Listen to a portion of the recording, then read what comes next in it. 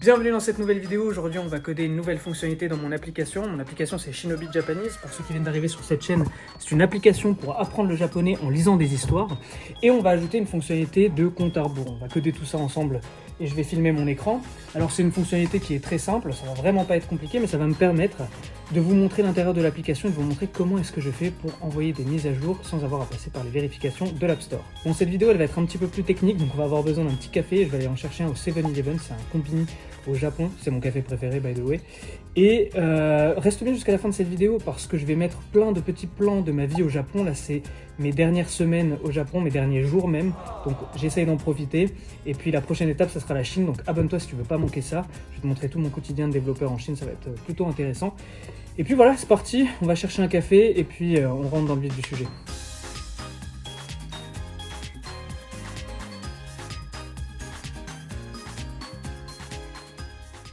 Allez, c'est parti. Donc, on va faire tout ça ensemble. Je vais ouvrir Visual Studio Code. Parfait. Donc là, la première chose, c'est qu'ici, je vais juste mettre la caméra peut-être en un peu plus petit. Comme ça, on peut y voir plus clair sur le code. Donc ici, première chose, je vais aller dans mon dossier front-end. Donc là, ici, il est juste là. Donc c'est des fronts. Et ensuite, je vais démarrer mon serveur. Donc c'est là que Expo rentre dans la course, on va dire. Donc npm run start, si je dois montrer dans mon fichier package.json, ici c'est juste cette commande, c'est ce script. Donc en fait ça démarre tout simplement un environnement de développement avec Expo. Et donc en fait justement c'est là où Expo est vraiment incroyable, c'est que maintenant je vais avoir un QR code que je peux scanner avec mon téléphone pour avoir directement l'application sur mon téléphone, l'application de développement, et voir directement tous les changements que je suis en train de faire dans le code sur mon téléphone. Mais je peux aussi démarrer ici des simulateurs. Et c'est ce que je vais faire, je vais appuyer sur I, ça va me démarrer un simulateur iOS, juste ici. Donc là maintenant je vais le mettre en écran scindé, comme ça. Et là je vais reload et je vais choisir mon environnement local ici sur le port 8081 puisque c'est écrit ici 8081 sur le localhost. Et voilà, mon application se lance et maintenant c'est tout bon, je peux commencer à coder. Alors aujourd'hui, ce qu'on va coder, c'est une petite fonctionnalité de countdown, de timer, de compte à rebours. Dans une vidéo précédente que je mettrai juste en haut à droite sur l'écran, j'ai réglé un bug au niveau des crédits journaliers pour débloquer des histoires. Et j'ai dit que ce serait bien de pouvoir montrer à l'utilisateur combien de temps il reste avant de débloquer la prochaine histoire, enfin les prochains crédits. Donc là ici, c'est écrit You have 3 uses available daily. On a 3 crédits journaliers. Sauf que là, les 3 crédits sont utilisés. Je les ai utilisés juste avant de commencer la vidéo. Et je ne sais pas quand est-ce que mes crédits seront à nouveau sur mon compte. Évidemment, c'est le lendemain, c'est après minuit. Mais c'est pas hyper cool pour l'expérience utilisateur de pas dire exactement quand est-ce que ces crédits seront recrédités. Donc, mon idée, c'était de mettre tout simplement un compte à rebours jusqu'à minuit et de dire vos crédits seront sur votre compte dans et ensuite le timer. Donc, c'est ce qu'on va faire aujourd'hui. Je vais faire ce timer. On va mettre la petite condition, etc. C'est pas une fonctionnalité super compliquée, mais c'est intéressant, ça va me permettre de vous montrer 2-3 trucs par rapport au projet, donc c'est cool. Alors c'est parti, on va commencer par chercher cette phrase puisque c'est celle qu'on veut rendre de façon dynamique. Donc you have 3 uses daily, c'est juste ici. Et ici, on a ce state, remaining credits, qui sont en fait le nombre de crédits qu'il reste à l'utilisateur. Ici, si on va dans la définition de ce state, c'est initialisé sur le nombre de crédits qu'il reste à l'utilisateur au niveau de ses limites journalières. C'est uniquement pour les utilisateurs qui n'ont pas le plan premium, hein. Je précise, ceux qui sont sur le plan premium ont crédit limité, donc il n'y a même pas besoin de regarder tout ça. Je vais tout simplement ajouter une condition. Je vais dire que si remaining credits est égal à 0, eh bien on va rendre un composant qu'on va appeler credits countdown, qu'il faut que je crée. Et sinon, on va renvoyer ce texte juste ici. Donc là, je vais enregistrer, on va avoir une erreur puisque ce composant n'existe pas encore. Donc là, je vais copier et on va créer un nouveau composant. Nouveau composant que je vais mettre, je pense, dans Subscription ici parce que ça a un rapport avec l'abonnement. En fait, c'est les personnes qui n'ont pas l'abonnement qui ont des crédits. Ou alors, je pourrais le mettre dans Story puisque... Ouais, je pourrais même le mettre dans Général, honnêtement, parce que c'est quand même quelque chose d'assez général, les crédits. Mais pas aussi général que ce qu'il y a ici. Donc non, je vais le mettre dans subscription pour le moment. Et puis au pire des cas, on changera de place. Ensuite, je vais faire la commande RNFE. Alors ça, pour avoir ces commandes-là, si je dis pas de bêtises, il faut une extension qui s'appelle React Native. React Native. Ah, ici, ES7. Je crois que c'est celle-ci. Je crois que c'est celle-ci. ES7+, React Redux, React Native Snippets. Voilà, c'est ça. C'est les snippets. Et en fait, ça permet avec quelques commandes qu'on peut voir, je sais plus où est-ce qu'on peut les voir, mais en tout cas, on peut créer des boilerplates ici comme ça, et c'est super pratique.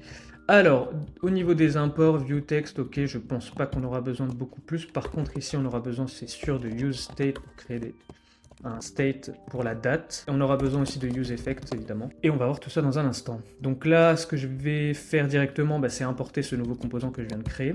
Donc là, je vais juste l'importer directement comme ceci. Et donc là, normalement, on ne devrait plus avoir d'erreur. Donc on va cliquer sur une histoire. Voilà, nickel. Donc là, maintenant, on a le credit countdown. On a le texte ici qui s'affiche. Donc notre condition déjà marche correctement.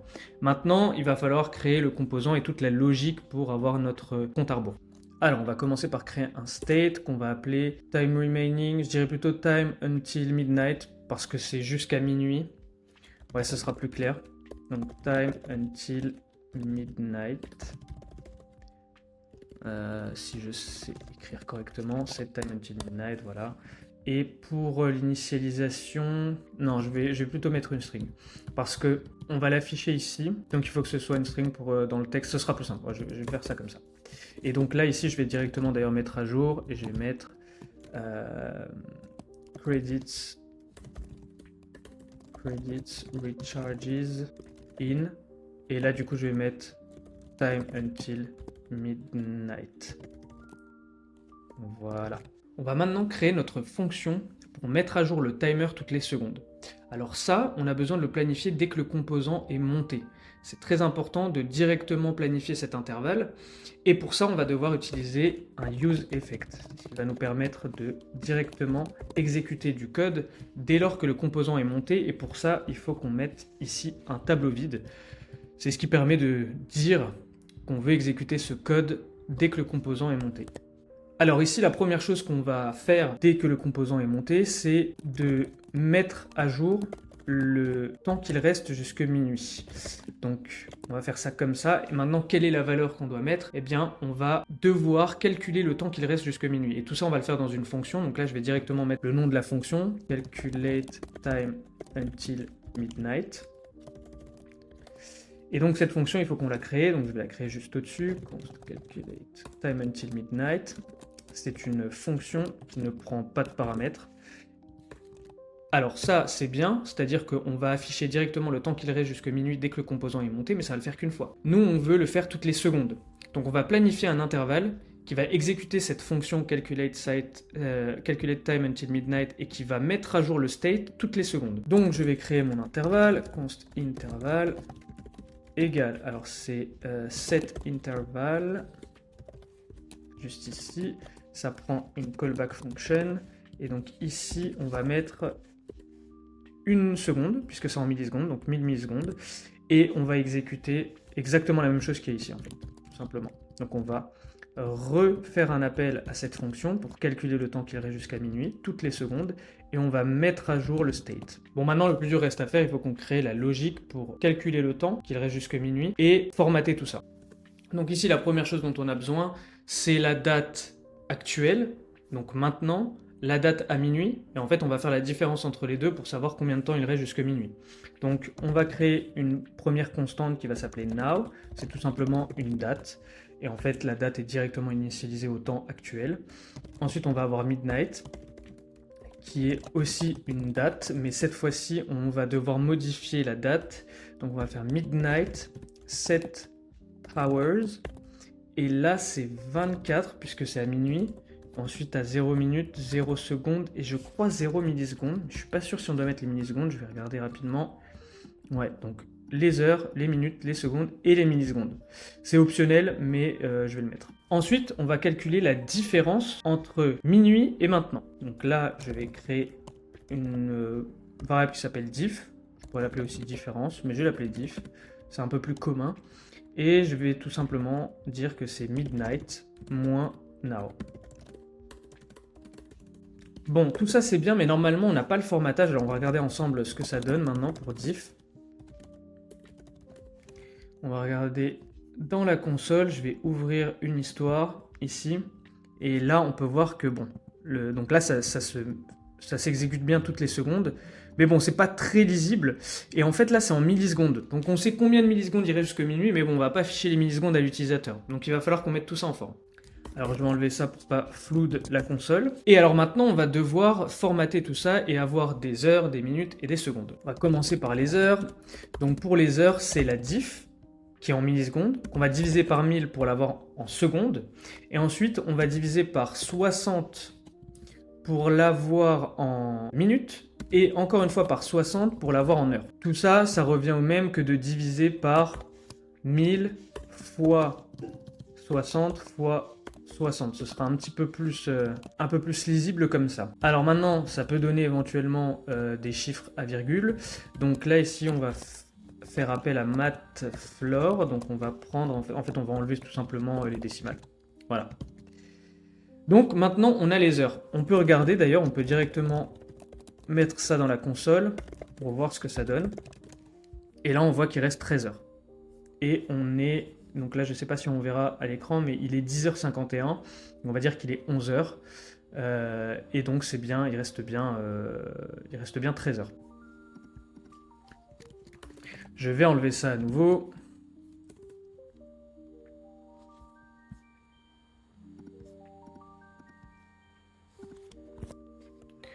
Donc là, j'ai enlevé le terminal parce que du coup, ça continue de...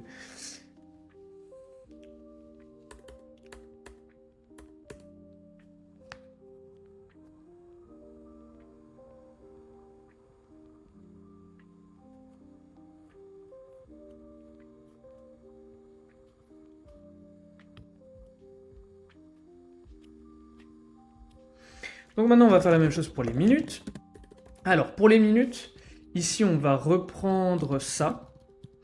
Mais on va faire une petite modification, c'est qu'en fait, au lieu de diviser, on va faire le modulo. Le modulo, ça nous permet d'avoir le reste de cette division, ici. Donc ça, c'est une division.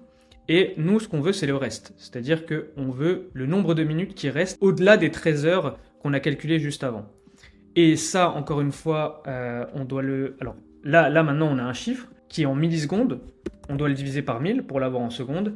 Et on doit le diviser par 60, encore une fois, pour l'avoir en minutes. Ce qui revient au même que de mettre entre parenthèses ici et de mettre fois. Donc là, ici, normalement, on a le temps qu'il reste en minutes au-delà des 13 heures. Donc là, encore une fois, ça peut être des chiffres à décimales. Donc on va faire matfloor. Et donc là, normalement, on a nos minutes. Maintenant, il nous reste les secondes. Donc on va chercher les secondes ici. Et donc cette fois-ci, ça va être diff modulo ce qu'il reste de la division par les minutes. Donc ici, je vais mettre 1000 fois 60. Puisqu'en fait, on n'a pas besoin de calculer d'abord les heures puis les minutes, on a juste besoin de calculer le nombre de minutes maximum qu'on peut faire rentrer dans le temps qu'il reste jusqu'à minuit. Et donc là, il va nous rester le nombre de secondes au-delà de toutes les minutes qu'il reste jusqu'à minuit. Et donc ça, du coup, ce sera en millisecondes, donc on a besoin de le diviser encore une fois par 1000 pour l'avoir en secondes. Et je vais mettre tout ça, encore une fois, dans un matfloor. Donc là, normalement, on est tout bon. Alors, on va regarder ce que ça donne. On va afficher tout ça dans la console. Time remaining until midnight. Et là, on va ajouter une... On va mettre ça en forme. Hours. Minutes. Secondes.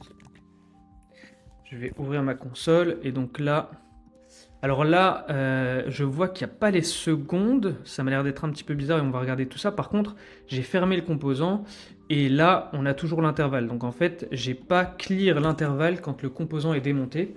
Donc ici, je dois le faire. Donc return et là, je vais mettre une fonction. Cette fonction sera exécutée quand le composant est démonté. Donc là, c'est une fonction anonyme et dedans, je vais tout simplement dire clear interval et je vais clear l'intervalle que j'ai créé juste au-dessus.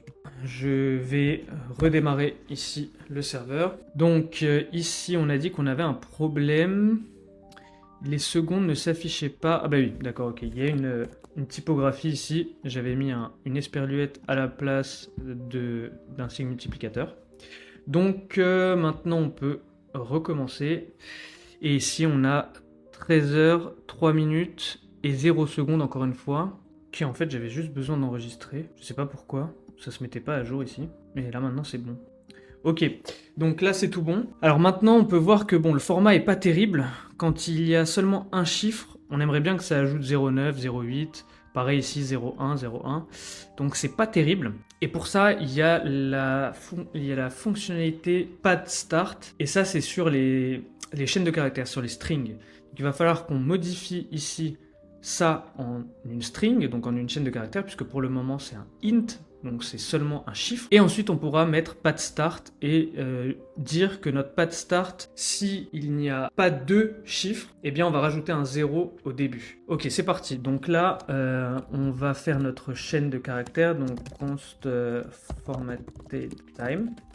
Et donc là, ça va être du coup une chaîne de caractères qui va prendre les heures. En fait, ça ressemble exactement à ce qu'on vient de faire juste avant. Minutes et les secondes. Sauf que ici, notre heure, on va la transformer en string. Et ensuite, je vais ajouter pad start. Et ici, je vais dire que je veux 2. Je veux 2 chiffres. Et que s'il n'y a pas de chiffres, on va ajouter 0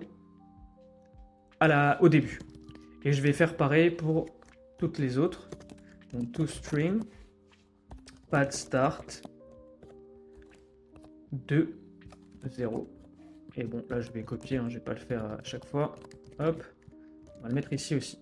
Donc là normalement on devrait être pas trop mal. Je vais juste console log ici, formatted time.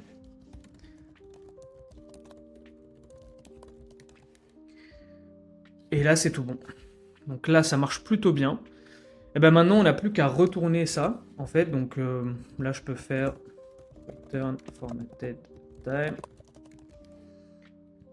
Voilà, formatted, ça c'est mon côté français. Formatted time. Formatted time. Ok. Et donc on devrait être pas trop mal. Hein. Alors on va cliquer sur un. Voilà, nickel. Donc là maintenant, on a notre timer, tout marche correctement. Alors on va ajouter un peu de style. J'utilise Tailwind CSS, mais pareil, j'en parlerai dans la vidéo qui sera dédiée au stack qu'on utilise pour l'application. Je vais mettre la classe Text Center pour centrer le texte. Ici, je vais ajouter du padding.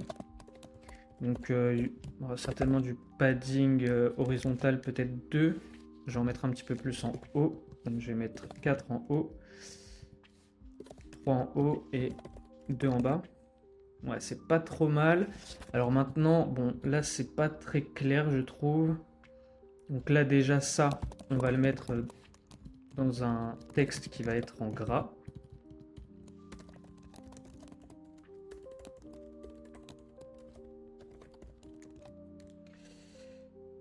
Et voilà, c'est pas trop mal. Alors après, c'est peut-être pas hyper... Ça tape pas à l'œil. Je vais peut-être mettre tout ça dans un... Si là, par exemple, je mets BG Yellow... Peut-être pas jaune parce que juste en dessous, on a le bouton qui est déjà en jaune. Après, je pourrais mettre donc quelque chose de plus pâle et mettre quelque chose comme rouge. Mais je trouve que ça fait un petit peu en mode erreur. Bleu. Vert. Vert, c'est pas trop mal, j'aime bien. Peut-être comme ça. J'aime plutôt bien comme ça. Bon là, bien évidemment, il va falloir que je mette tout ça en forme. Donc là, je vais prendre ça. Je vais créer notre view à l'intérieur.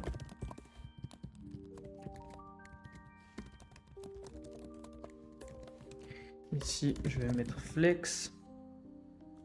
Row. Je vais mettre tout ça au milieu. Et là maintenant je vais ajouter du padding horizontal, je pense 4 au moins, et du padding vertical 1, ça devrait être pas trop mal. Et ensuite je vais arrondir les bords un petit peu plus. Je sais pas ce que vous en pensez, ça m'a l'air d'être pas trop mal, il y a peut-être moyen d'améliorer tout ça. Bon là l'espace est pas fou, peut-être ajouter un peu plus d'espace en haut, voilà. Moi ça m'a l'air d'être pas trop mal, il y a peut-être moyen d'améliorer tout ça, honnêtement je suis pas non plus un génie de l'UX, mais bon ça fait le taf pour le moment, donc je pense que je vais envoyer ça comme ça en OTA, et on devrait être pas trop mal. Alors deuxième étape, maintenant qu'on a développé cette feature, il va falloir faire des tests. On va pas envoyer une mise à jour comme ça, il faut être sûr que ça marche sur tous les appareils mobiles, etc. Donc là, ce que je vais faire déjà, c'est que je vais démarrer un nouveau simulateur. On va aller regarder directement sur un simulateur Android ici. Je vais mettre ça sur un téléphone Android qui est sur Android 15. On va commencer par ça. Non, je vais déjà commencer par ce téléphone-là qui est un petit téléphone qui est pas à jour, etc. Donc on va regarder ça. Je vais déjà démarrer ici le simulateur. Et là maintenant, je vais ouvrir l'environnement de développement sur ce téléphone. Donc là, ça build l'application. Alors regardons ce que ça donne sur ce petit téléphone avec, je crois, Android 14 certainement.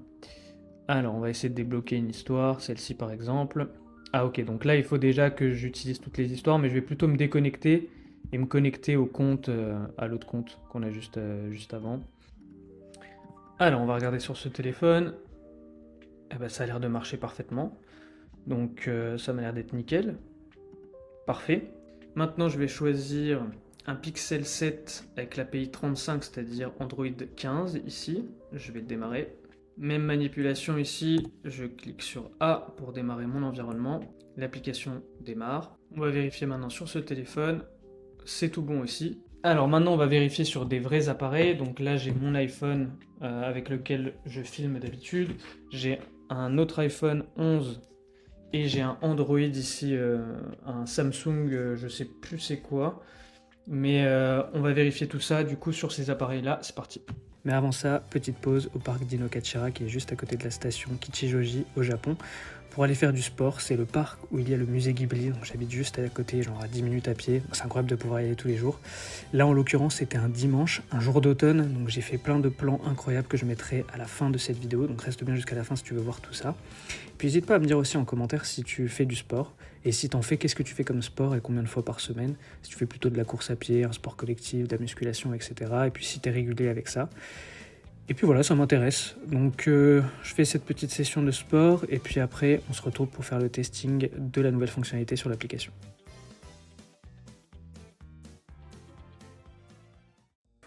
Ok, stylé, on voit mon setup de bandit avec le café qui tient le téléphone. Oula, d'ailleurs c'est pas très stable.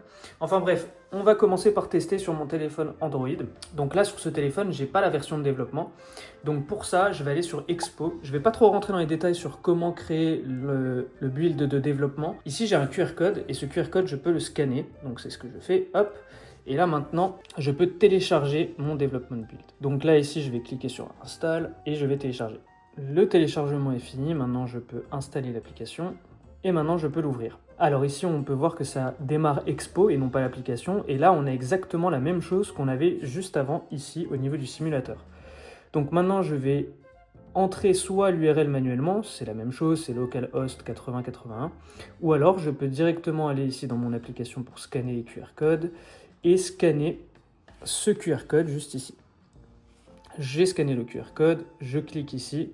Et maintenant, ça va directement aller sur Expo et démarrer l'environnement local. Et maintenant, c'est tout bon. J'ai bien l'application qui se démarre et qui se démarre surtout avec le code qui est juste ici et non pas en production. Donc ça, c'est hyper intéressant. Maintenant, je vais m'enregistrer, on va tester tout ça ensemble. Je suis bien connecté, je vais accepter les notifications.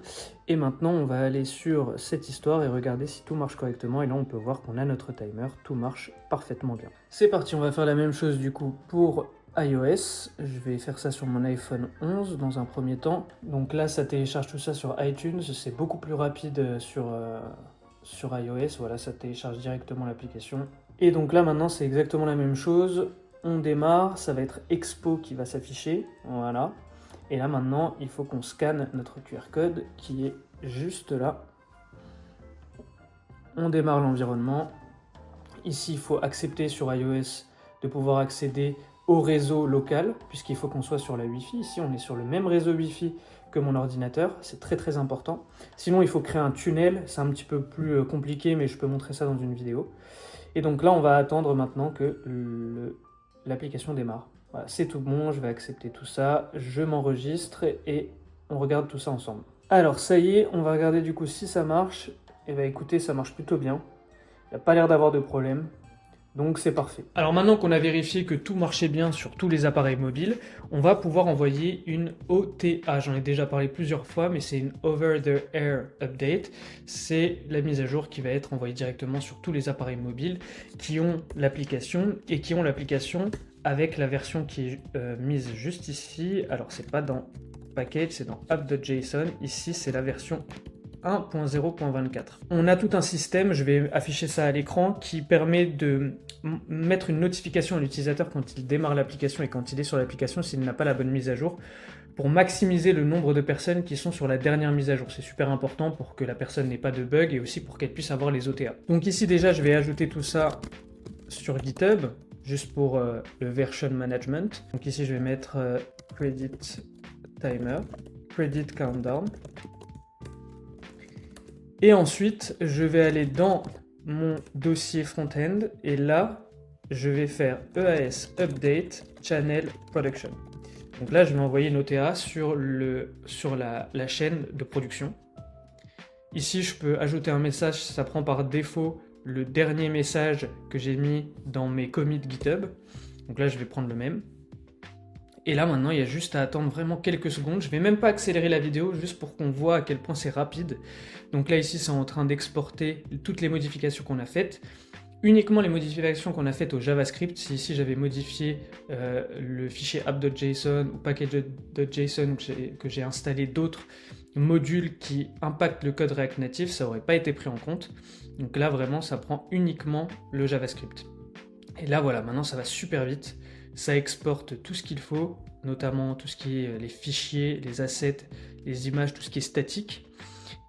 Et ensuite, une fois que ces fichiers seront finis d'upload, eh bien, la mise à jour sera sur tous les téléphones. Là, encore une fois, je ne vais pas accélérer parce que voilà, là, c'est en train d'être publié et là, c'est tout bon. Donc là, maintenant, tous les téléphones ont la mise à jour. C'est hyper rapide, c'est hyper simple à mettre en place. Donc voilà, alors ça a un coût, hein, il faut payer pour Expo. J'en ai pas parlé jusque-là, mais c'est pas une solution qui est gratuite. Pour le moment, pour nous, c'est pas très cher parce qu'on n'a pas énormément d'utilisateurs, on fait pas énormément de builds, mais il faut s'attendre à un coût qui peut devenir élevé. Pour autant, c'est quand même une solution qui est utilisée par des gros acteurs. Je crois que Airbnb utilise Expo, donc c'est pas un truc de débutant non plus. C'est vraiment quelque chose qui est utile, qui est utilisé par les grosses entreprises, mais ça vient avec un coût. Comme d'habitude, tout ce qui diminue la friction, en général, a un coût, donc il faut voir si on est plutôt orienté budget ou temps.